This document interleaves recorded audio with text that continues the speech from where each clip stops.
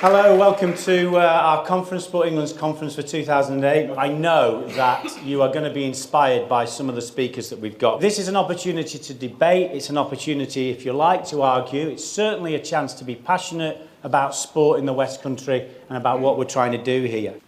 The first thing I've got to do this morning is thank the various sponsors and supporters that have come together to make this conference possible for us. So to all of those sponsors, thank you very much. I think the conference provides us with an opportunity to look back and also to look forward. I believe the new strategy will reaffirm and refocus Sport England's commitment to sports development and sports participation. The mission will be to create a world-class sports system, and this will be achieved through greater investment through our national governing bodies into clubs, into coaches and into the volunteers that work in that sector. If you have talent at whatever level, then every barrier will be lifted and your way will be made clear to help you succeed. Essentially, my proposition is that this is an absolutely great time for sport to take a genuine leap forward. And I mean a leap forward in terms of participation, in terms of quality, as well as in terms of performance. But we have got some real risks as well as opportunities. I thought I would start off, though, with some of the negative things, because sometimes when you're celebrating and when you're all together like this, it's very tempting just to feel very positive. But actually, out there, London 2012 is not necessarily a recipe for great headlines. It certainly puts us on the front of the papers, but sometimes it puts us on the front of the papers in the way that we see there. The logo, every major announcement has a downside as well as an upside.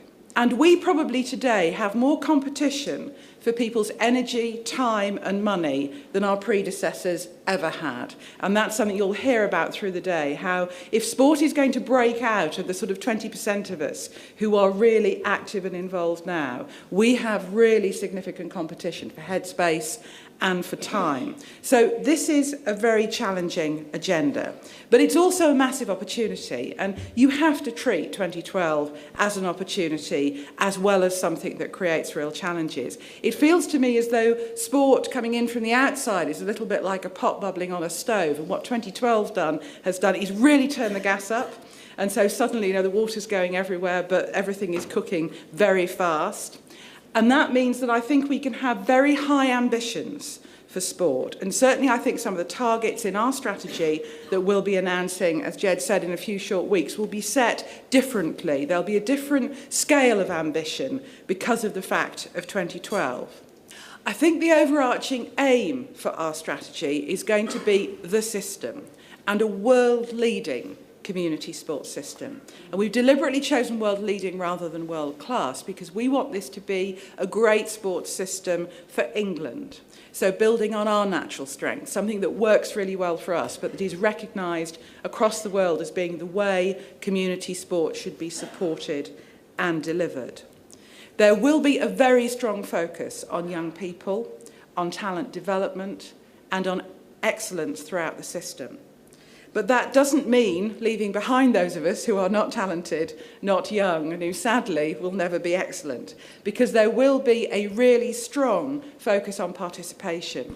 But as Jed said, this is participation in sport, sport with a capital S. We have to somehow find a way of opening our doors. So people are saying, well, everybody does that. It's what you do on a Saturday afternoon. It's what you do on a Tuesday night. And when you do it, there is a great experience there, and it's something really positive, and you're part of something very big. And I think that is a massive challenge for us, actually, to recognise that the walls, in many ways, are there around sport now, and we do need to take them down. I feel really confident and optimistic both about being in sport and about being in Sport England. And there's a couple of reasons for that. Every time I go to an event, either an event like this or a sporting event, particularly the sporting events, and particularly the community sporting events, all I see is energy, passion and enthusiasm at a level that frankly most sectors would kill for, because it's very hard to generate those things falsely. focus, structure, all that stuff, you know, you just engage your brain and you do it. It's very hard to energise when it's not there, to create passion and enthusiasm when it's not there. And that is a massive advantage that this sector has. And I'd just like to finish with a couple of quotations that certainly have sustained me over the last few weeks. And this first one really is a plea for some patience about strategy, because the will to win is important, but the will to prepare is vital. So we do need to plan, we do need to be very clear about the direction of travel before we get on our bicycles or our horses or indeed our two legs and go really hard in that direction. Once we have decided, then we go really hard and we go really fast. And adversity may cause some men, or indeed women, to break, but it causes others to break records. And I think in this sector, with this group of people at this time, breaking records not just in the elite field, but for community sport, is what we can do, and most definitely what we should do. Thank you very much.